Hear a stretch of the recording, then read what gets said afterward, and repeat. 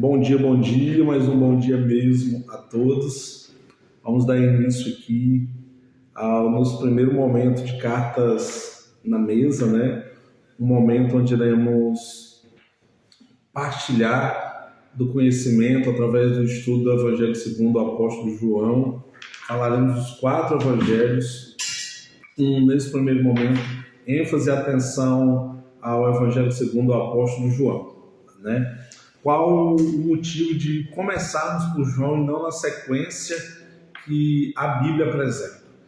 Sabemos que os 4 evangelhos canônicos são Mateus, Marcos, Lucas e João, sendo que Mateus, Marcos e Lucas são chamados evangelhos sinópticos, ou seja, todos partem de uma única matriz, que na tradição histórica é Marcos.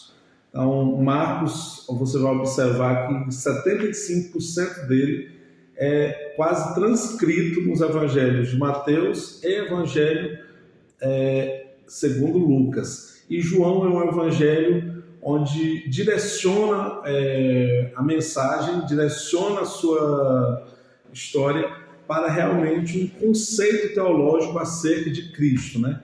É o evangelho que apresenta Jesus em sua divindade. Hoje vamos explorar o capítulo 1, que trata verdadeiramente disso. Nosso modelo nessa ocasião, que nos dá a oportunidade de aprender e estudar mais acerca de Jesus pelas lentes, né, do Espírito que estava em João, ler o texto bíblico, né, tudo deve ter a referência do texto bíblico e seguir, né, em seguida fazer o comentário pertinente àquela informação que há naquele texto, amém? Então vamos dar início aqui, quero pedir a licença para orar ao final, amém? Para que não percamos o raciocínio, não percamos o resultado.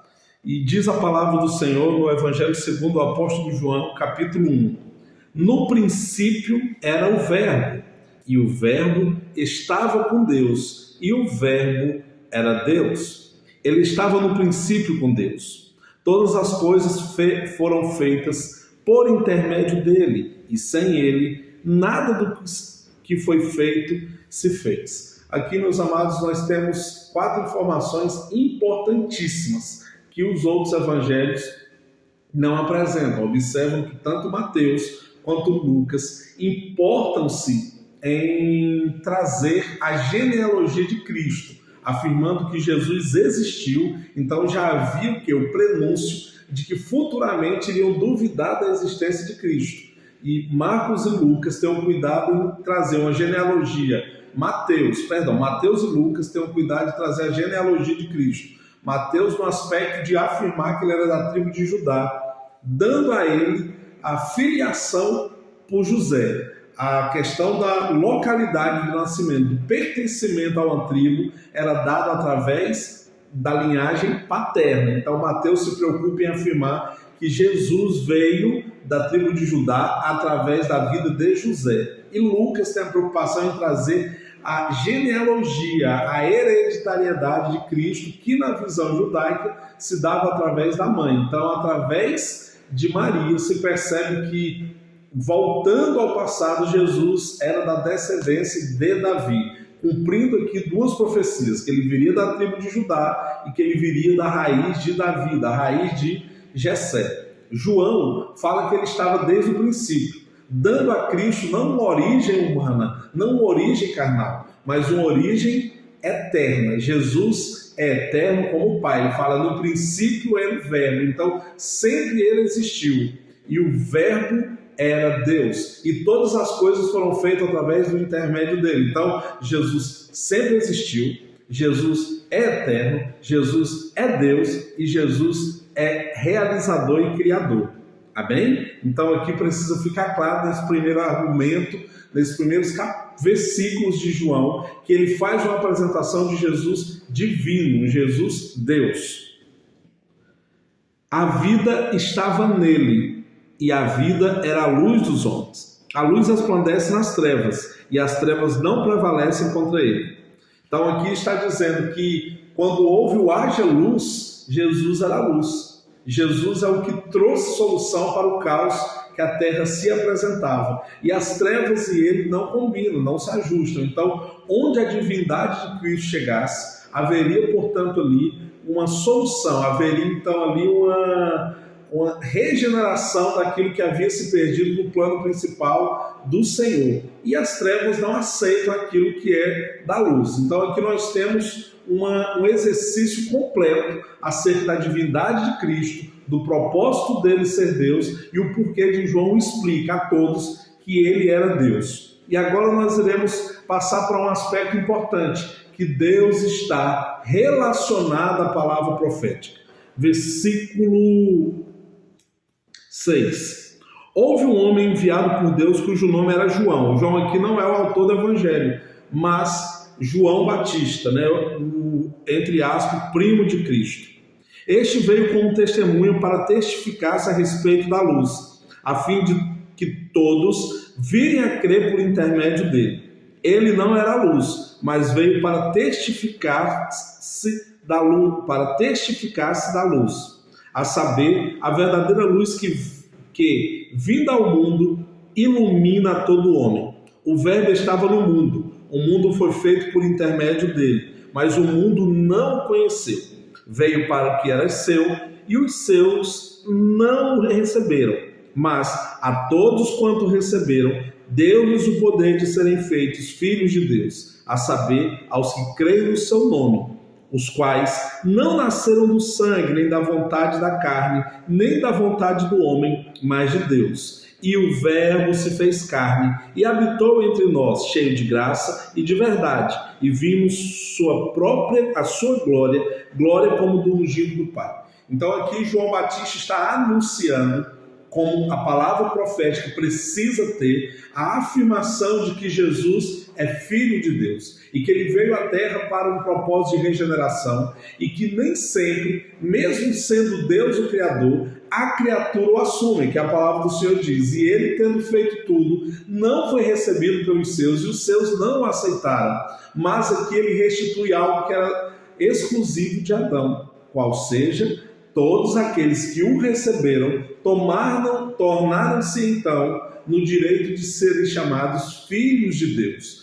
Então, a única criatura antes de Cristo que foi autorizada e dada o direito de ser chamado filho de Deus foi Adão. Então, no momento em que Cristo vem novamente à Terra como ungido de Deus, ele dá-nos o direito de sermos chamados filhos de Deus. E aqui a palavra do Senhor passa por uma transição.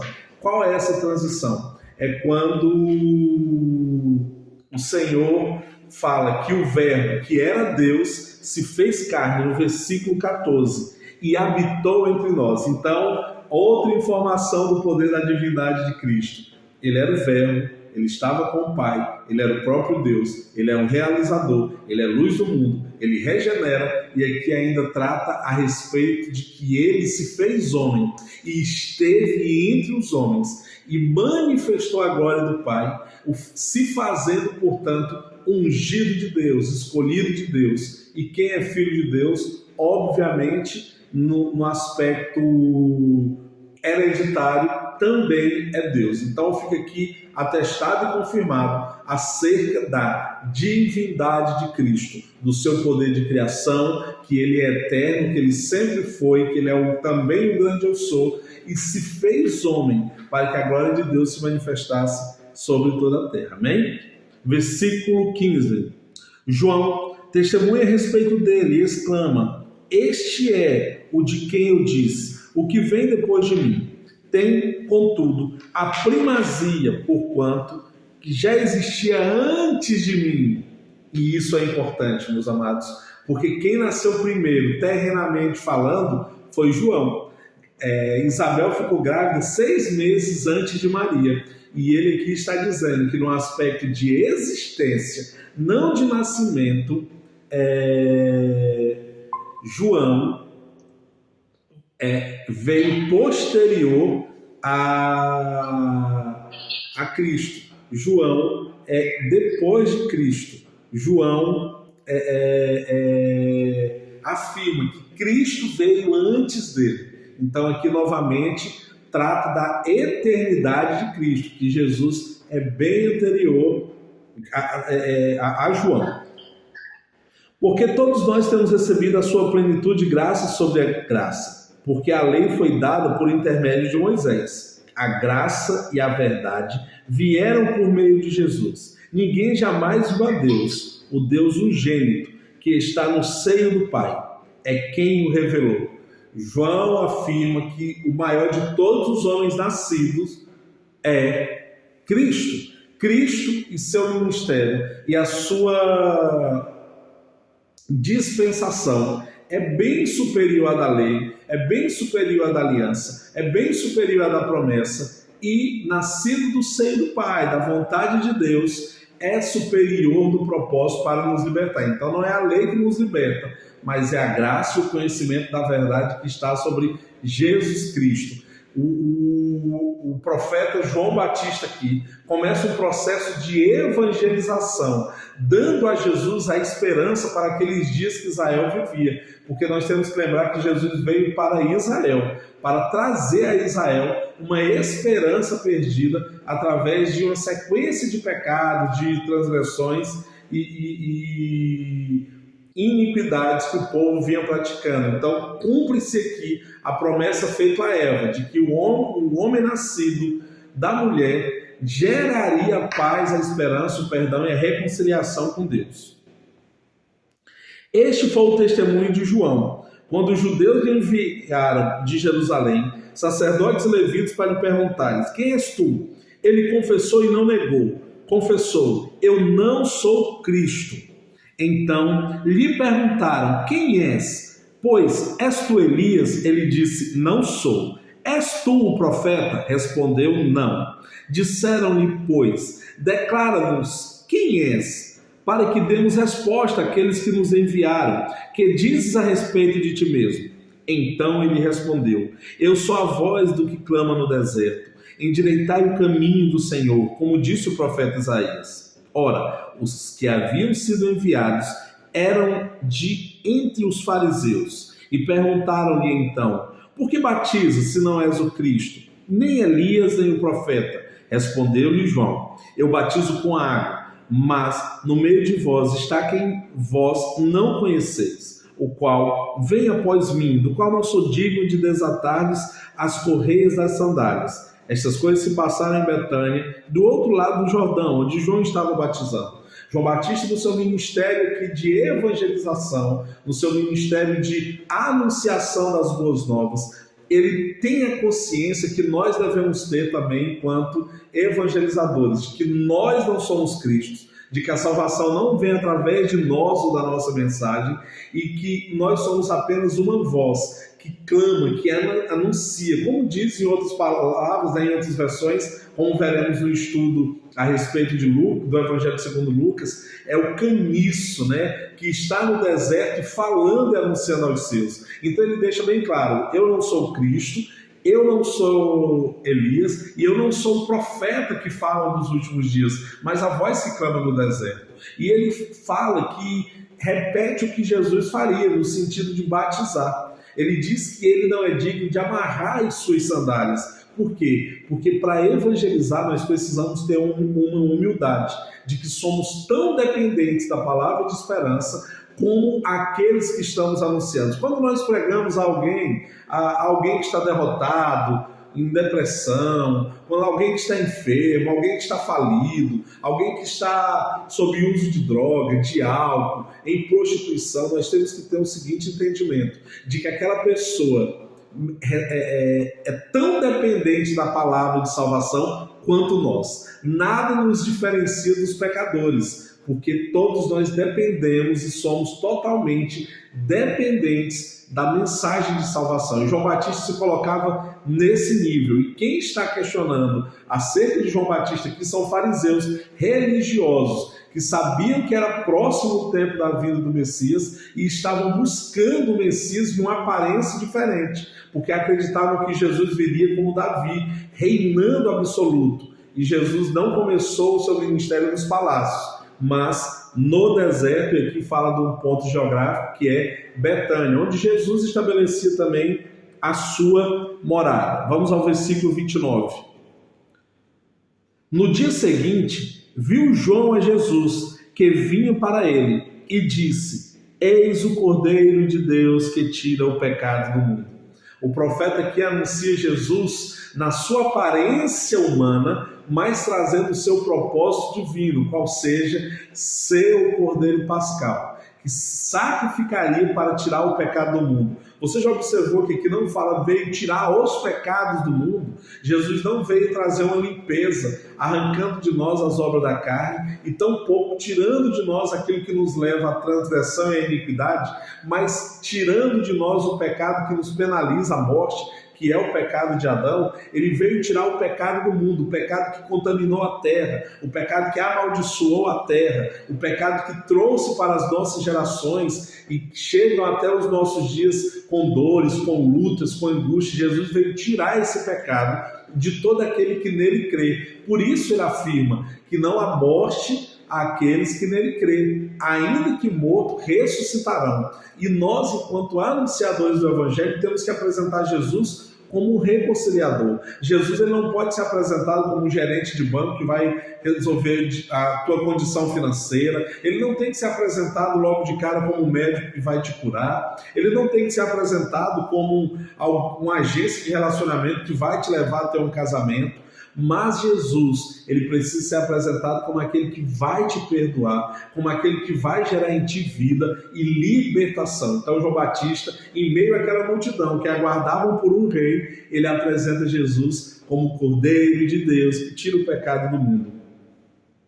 E este a favor de quem eu disse: após mim vem um varão que tem a primazia, porque já existia antes de mim. João Batista atesta novamente a eternidade de Cristo. Ainda que Jesus, terrenamente falando, fosse mais jovem que João Batista afirma: ele veio antes de mim, porque Jesus era o próprio Deus. Lembrando, o Evangelho segundo João começa em seu princípio testificando a divindade de Cristo. Cristo é Deus, afirmando porque ele era o Verbo era Deus, estava desde o princípio. João Batista confirma isso aqui.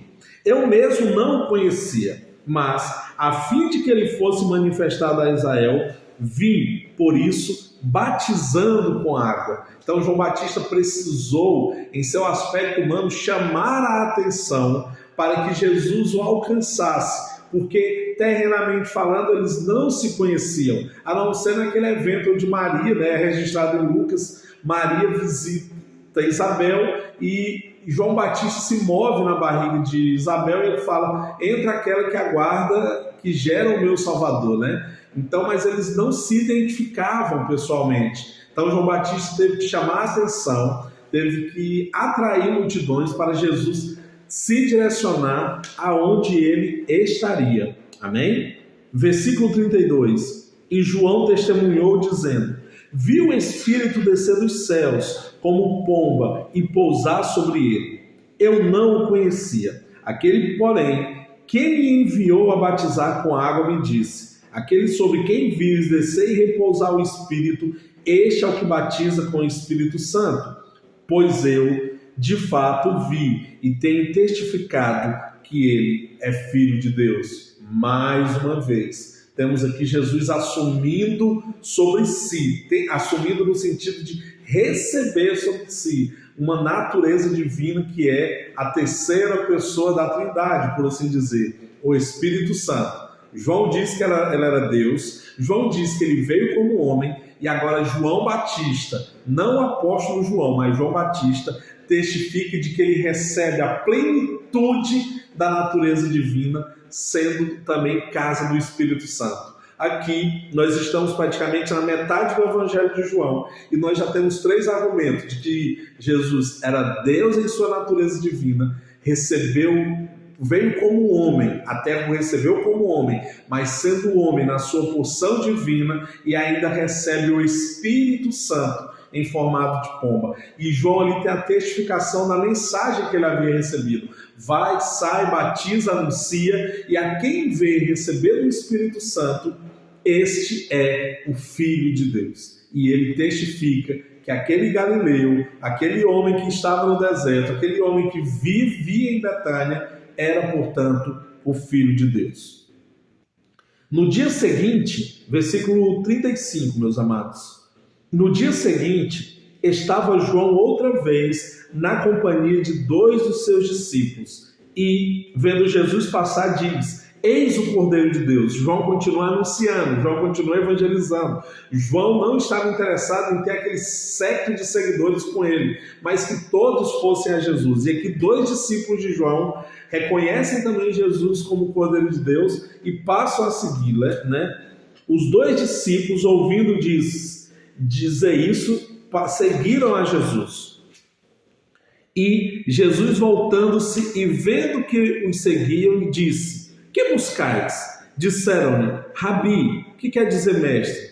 Onde moras? Onde assistes? Onde o Senhor trabalha? Respondeu-lhes Jesus: vinde e vede. Foram, pois, e viram onde Jesus estava morando, e ficaram com ele aquele dia, sendo mais ou menos a hora 10ª, né? Então, isso deveria ser por volta das 4 horas da tarde, e Jesus, tendo sido apresentado por João Batista, passa a colher os primeiros frutos do seu ministério discipulado, recebendo ali 2 discípulos. Nós sabemos que um deles era André, irmão de Simão Pedro, que também se tornaria posteriormente um dos 12 apóstolos de Jesus.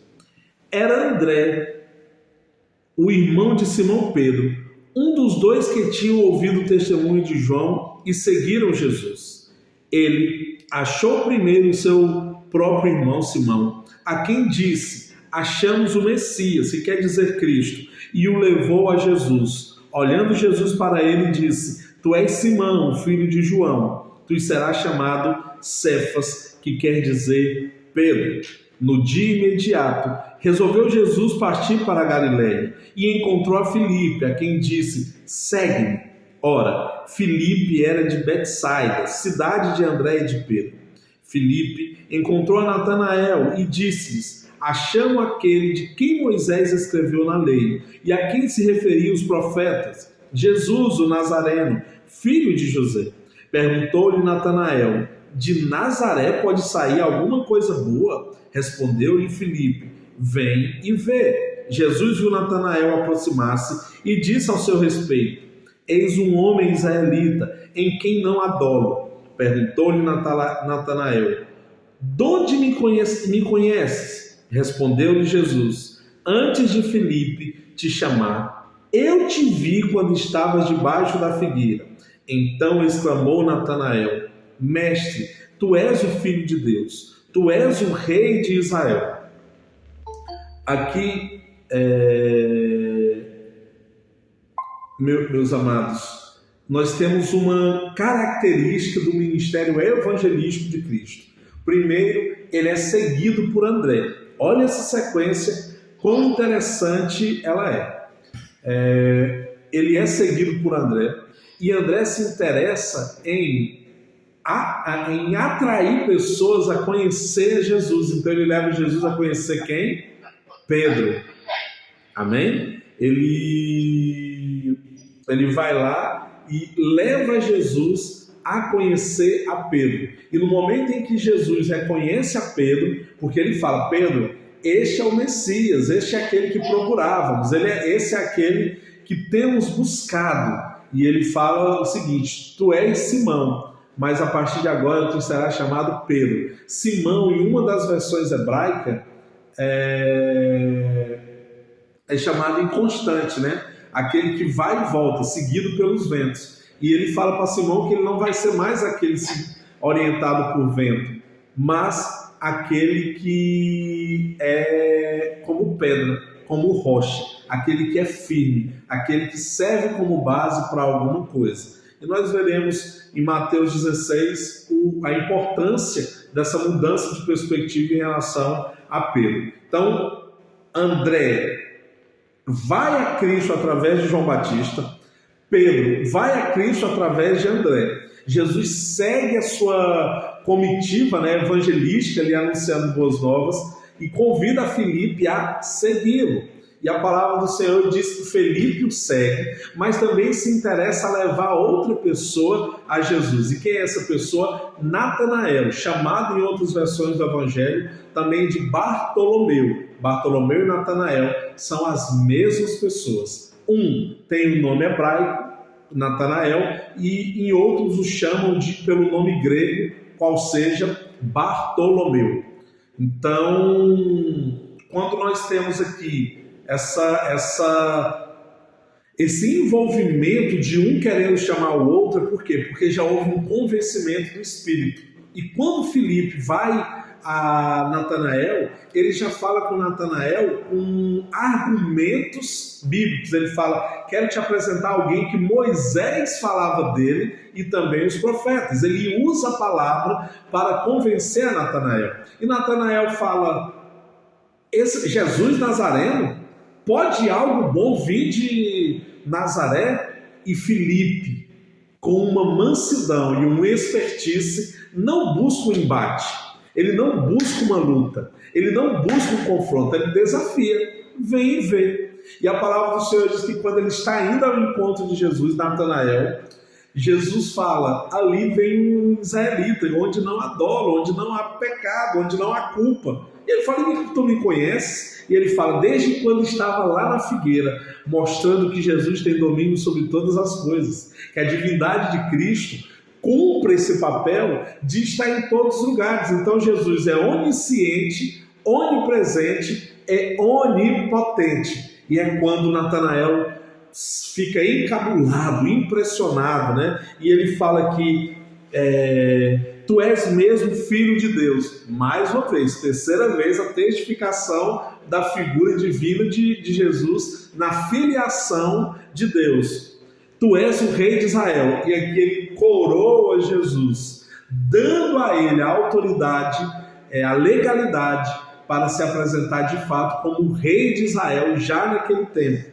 E Jesus lhe responde: por que te diz que te vi debaixo da figueira, crê?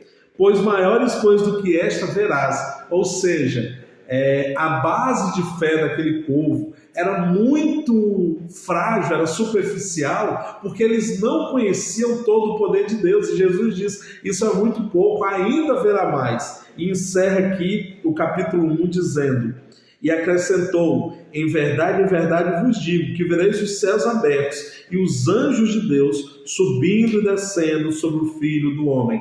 Jesus garante a todo aquele que nele crê uma manifestação de glória sobre a sua vida e um acesso a uma espiritualidade então desconhecida. Então, eu e você, que somos filhos de Deus, após assumirmos esse papel em Cristo Jesus, temos também a autoridade, a oportunidade e a graça de ver a habitação de Cristo. Porque João diz que ninguém viu Deus face a face, Cristo viu. E lá em Apocalipse, o próprio João, autor do Evangelho segundo João, fala que viveremos diante dele e que seremos como ele, na habitação da sua graça. Fizemos aqui a leitura, alguns comentários do Evangelho segundo João, mas é importante, meus amados, termos algumas afirmações, né, acerca desse primeiro capítulo.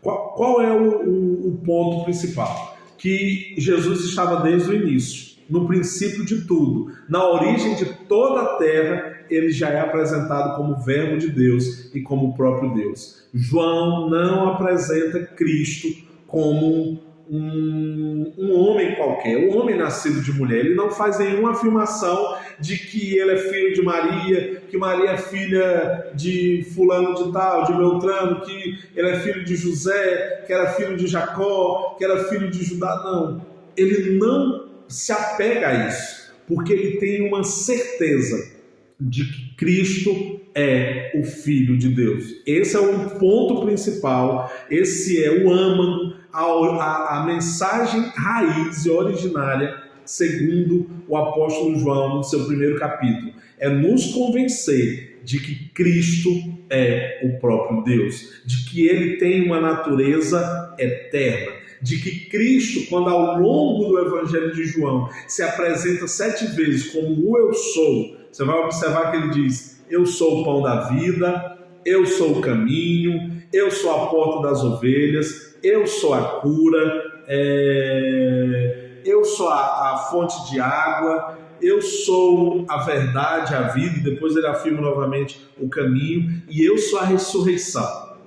Então, Jesus ele tem 7 eu sous para casar com o eu sou de Êxodo 3,14, quando Moisés fala: para onde ireis? Para onde eu devo ir? A quem eu digo, em nome de quem eu chego aqui e falo que eu sou mensageiro de Deus? E Deus fala para Moisés: olha, fale aos anciãos que você está vindo da parte do eu sou. Então Jesus usa essa mesma literalidade para se apresentar à humanidade como um grande eu sou. O que deve ficar estabelecido em nossa mente, em nossa convicção e em nosso conhecimento de que Jesus é Deus, meus amados.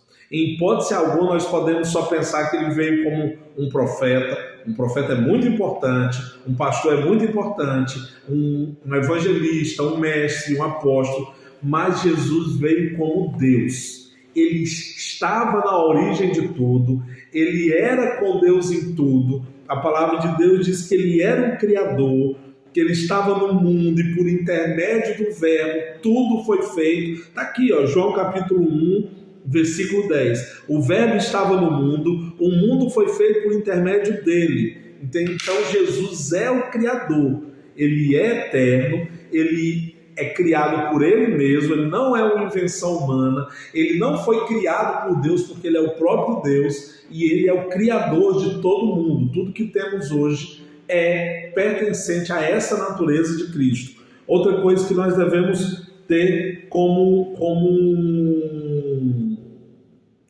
grande referência, né? Como grande característica aqui a respeito de João, é que ele é igual ao Pai.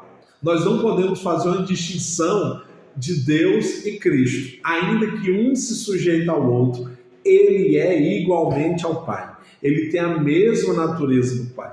Jesus ser chamado Filho de Deus para os religiosos era pecado de morte porque afrontava a nossa natureza humana. Por que eu, enquanto homem pecador, não posso me referir a Deus como Pai, mas este pode? Porque o Filho é igual ao Pai. Porque o Filho tem a essência do Pai, ainda que a sua natureza fosse terrena. Deus Pai não desceu à terra na antiga aliança, né, com uma imagem e natureza de homem. Quando Deus desce à terra, ele sempre desce na sua glória. Registre isso. Na antiga aliança, no Antigo Testamento, Deus nunca veio à terra com natureza humana. Ele vem à terra contudo com a natureza divina, a natureza celestial. Cristo veio à terra com a mesma essência do Pai, mas ele veio com a natureza humana, ele veio à terra como homem. Por isso, ali a palavra do Senhor diz, né, em João capítulo 1, versículo 14, e o verbo se fez carne, é carne como eu, carne como você, carne como a minha esposa aqui, que é um lindo pedaço de carne como César, carne como o pastor Robinho. Nós somos assemelhados em Cristo, porque ele também veio à terra como carne. Ele veio divino, já foi falado isso, ele veio e até foi vislumbrado como Filho de Deus, tanto por João Batista, como pelo apóstolo João, como também por Natanael. Ele é criador, como já foi dito, ele veio em toda a sua natureza terrena, e ele é autoexistente, não precisou ser criado por nada. Essas são as 5 características divinas de Cristo que o atesta como o próprio Deus. Vamos repetir? Ele é eterno, estava desde o princípio. 5 naturezas divinas de Cristo. Ah, mas eu quero evangelizar alguém, mas ele não acredita que Cristo era Deus. Ele acredita que Cristo era só alguém que Deus enviou. No capítulo 1 de João já dá essa garantia para nós. A primeira, ele é eterno.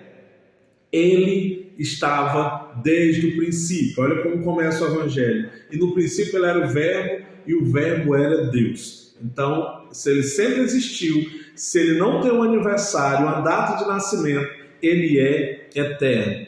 Ele é um com o Pai, na essência de Deus e na natureza de homem. Isso só é possível para quem é Deus. Somente um Deus, seja em qualquer teologia que você alcance, em qualquer mitologia que você alcance, somente Deus tem a capacidade de ter uma natureza, uma essência eterna, uma essência de Deus, mas poder se coexistir na sua natureza humana. Amém?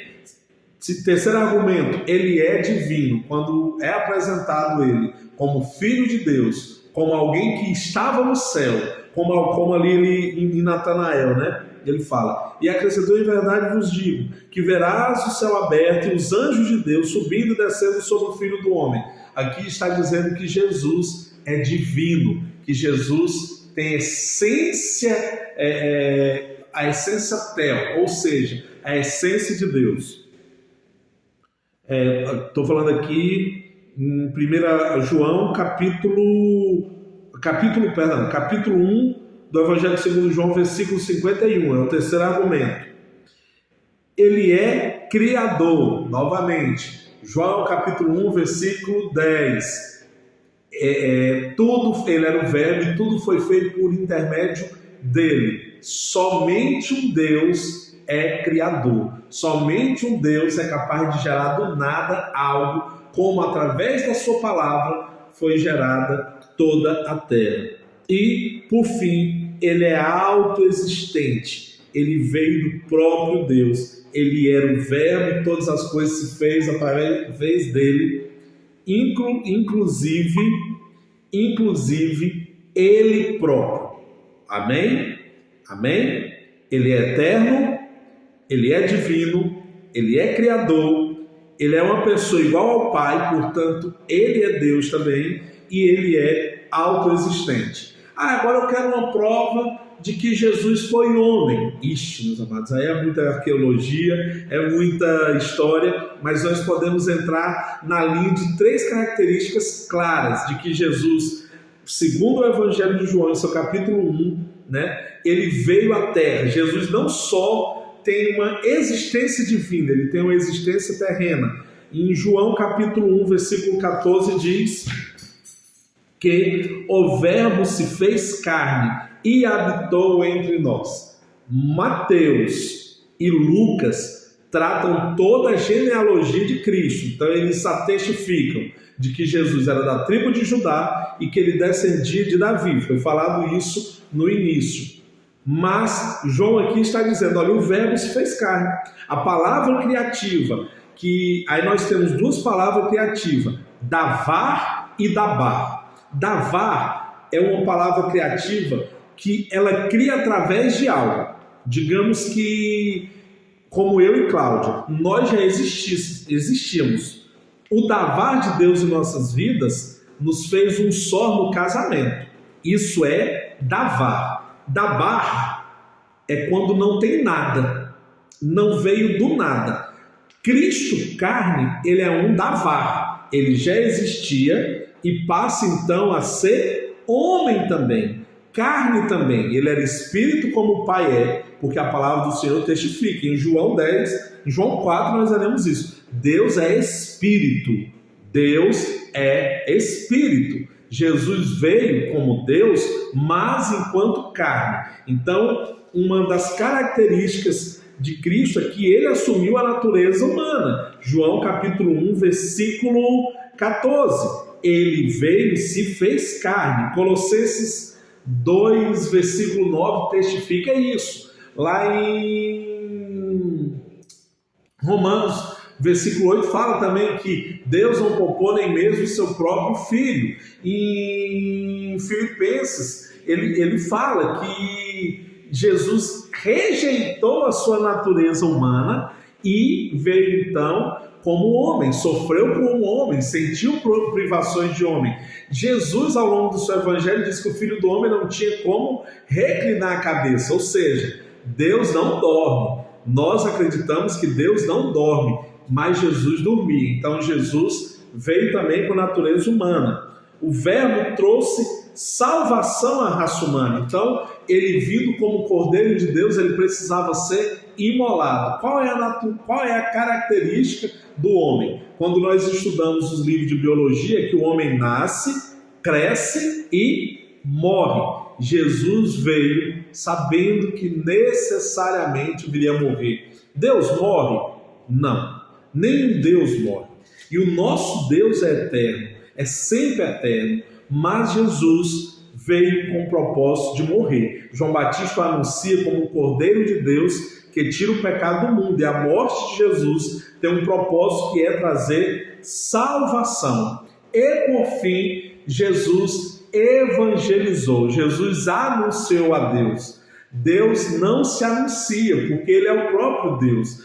Deus não tem a necessidade de se aparecer, de se expor para alguém, mas Jesus é anunciado na manifestação dos filhos de Deus. Tanto é que Romanos 8 fala que a criatura aguarda com grande expectativa a manifestação de quem? Dos filhos de Deus. E como filho de Deus, Jesus se manifesta e diz a Natanael que vocês verão os céus abertos e os anjos rodando, clamando, subindo, descendo sobre o trono do Filho de Deus. Aqui nós precisamos entender que a vinda de Cristo gera naquela comunidade um movimento de apresentação. Novamente, vou repetir, já não mais com a leitura do texto bíblico. O conhecimento de Jesus através dos homens faz com que a sua experiência pessoal ao lado do nosso Criador, agora vindo como Messias, como ungido de Deus, me levava a apresentar pessoas a Ele. João Batista apresenta Cristo a André, André apresenta Cristo a a Pedro. Pedro apresenta ali no caminho, acessa Jesus a Filipe, Filipe leva Jesus a Natanael. Observe que em nossa vida deve haver essa cadeia de divulgação das boas novas, que é a chegada de Cristo, para que mais e mais pessoas acessem a Ele. Amém? Então nós temos aqui alguns pontos dessa natureza evangelística de Cristo que nós devemos ter apontados em nosso espírito. Qual seja, jamais desistir de anunciar o Evangelho. João Batista, durante muito tempo, aí a arqueologia bíblica fala que durante 1 ano e 6 meses, João Batista clamou solitariamente acerca de Cristo. Por quê? Porque ele tinha convicção de que essa mensagem deveria chegar às demais pessoas. Segundo ponto, nós devemos ter a convicção de que não somos nós quem retém o poder de salvação, mas a quem a gente anuncia. Quando chegaram em João Batista e perguntaram: tu é o próprio Cristo? E olha que João Batista não fez milagres, não curou, não expulsou demônios, ele simplesmente pregava a verdade.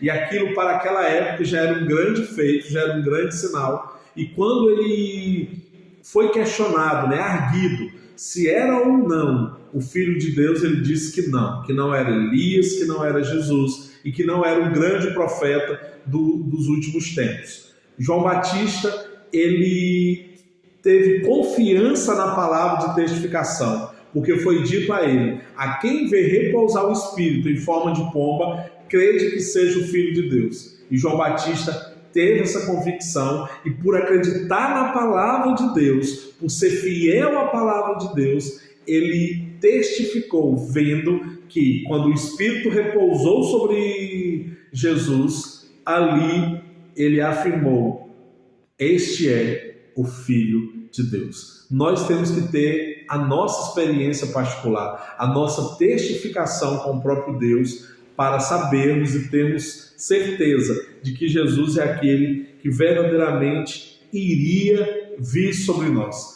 Usar da palavra de Deus para testificar a Cristo. Quem fez isso foi João Batista, dizendo que este é aquele que Isaías apresentava. Então ele usou de um texto bíblico para testificar que Jesus era o Salvador da terra, o Filho de Deus e o ungido do Senhor. E Filipe, ao pregar para Natanael, disse: te falo daquele a quem Moisés falava e os profetas. O profeta que ele cita aqui também é Zacarias, que fala, que da terra de Zebulon viria a luz do mundo. Tanto é que João, por ser um dos habitantes ali de Zebulon, de Betânia, Betsaida,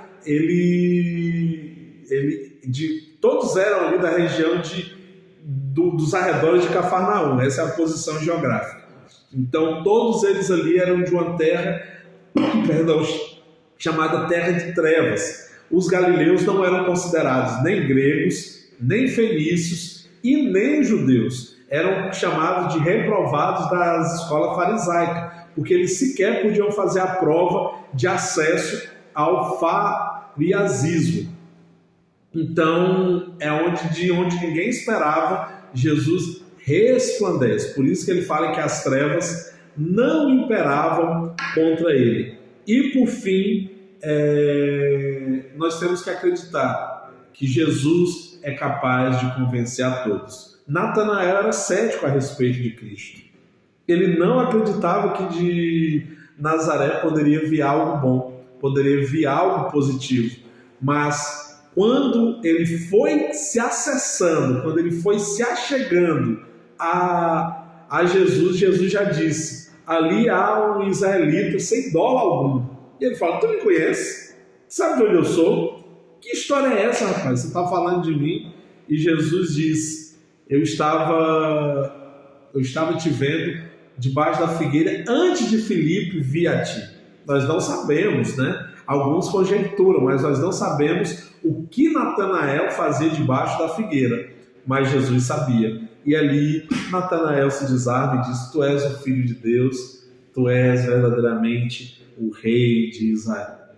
E Jesus promete grandes sinais, grandes feitos, grandes experiência àqueles que o reconhecem como Filho de Deus. Mas a palavra central que eu tenho aqui para vocês, antes de encerrar, meus amados, é o que está em João capítulo 1, versículo 12. Vamos começar do versículo 10 ao 12, só para vermos o poder que isso nos dá. É o maior poder que a Bíblia pode dar a mim e a você. Não há poder maior do que esse. João 1, versículo 10. O Verbo estava no mundo. Quem era o Verbo? Jesus. O mundo foi feito por intermédio dele. Então nós temos o Criador vindo ao mundo, pisando novamente a terra. Mas o mundo não o conheceu. O mundo aqui como um sistema, o mundo aqui como pessoas dentro de uma realidade religiosa. Veio para o que era seu. Quem era seu? O povo de Israel. E os seus, os israelitas, não o receberam. Então, tem o Criador, um Criador que veio para um povo eleito que não o reconheceu, e aí é o que gera em nós toda esperança de glória. Versículo 12. Mas a todos quanto receberam, eu e você, receberam, deu-lhes o poder de serem chamados, serem feitos filhos de Deus, a saber, os que creem em seu nome.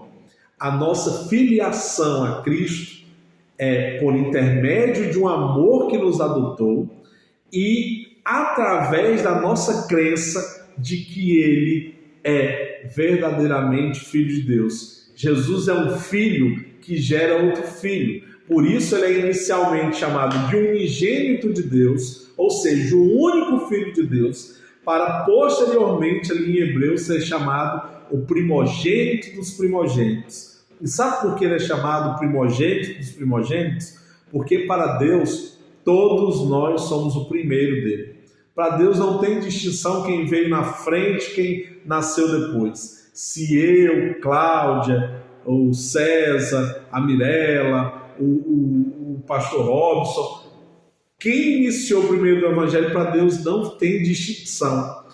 Todos nós somos primogênitos. Eu acredito que todos nós aqui temos um filho, já somos pais ou mães de um filho. O primeiro filho é algo incrível, talvez a grande emoção de nossas vidas. E não que os outros filhos não sejam importantes, mas o primeiro filho, acredito que tem esse ponto realmente emocional. E para Deus é sempre uma emoção, é sempre especial receber um filho. Então, eu e você podemos sim ser chamados filhos de Deus. O que mais choca ao mundo é essa nossa convicção. Amém? Ficamos aqui, meus amados, nesse primeiro momento, nesse primeiro dia de reflexão, nesse projeto aqui, Cartas na Mesa. Mas amém? Vamos orar aqui. Senhor, meu Deus e Pai, em nome de Jesus, nós te agradecemos, Pai, pela Tua palavra, pela Tua bondade. Senhor, nós te agradecemos, Deus, por esse momento. Obrigado, Pai, por darmos início aqui a algo que nasceu do Teu coração, esse projeto Cartas na Mesa. Obrigado pela participação, Pai, pela participação de todos aqui, aqueles que acompanharão em outra ocasião.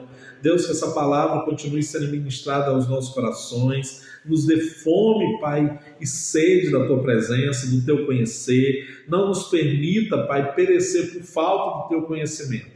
Deus, que tenhamos uma sexta-feira abençoada, um final de semana na Tua presença, que tudo que acontecer, Pai, seja para a cooperação daqueles que Te amam, que saiamos daqui com a certeza de que o Senhor Jesus é Deus, de que Ele veio como homem, mas está sentado à destra do Pai, novamente com a sua natureza divina, e que tem nos amado de tal forma que nos concedeu o direito de sermos chamados filhos de Deus. Em nome de Jesus, que todos sejam abençoados no Senhor. Amém, amém e amém. Fiquem com Deus, meus amados, que o Senhor os abençoe, que sejamos carta viva onde quer que estejamos. Amém? Esse foi o nosso primeiro capítulo do projeto Cartas na Mesa. Estamos iniciando com o Evangelho segundo o apóstolo João e ficamos felizes com a sua participação. Te peço para que nos comentários faça a sua crítica, o seu desejo de maior estudo, aquilo que você manifestar e também a sua contribuição com o seu conhecimento. Dê um like e nos siga, porque esse projeto continuará. Que Deus te abençoe.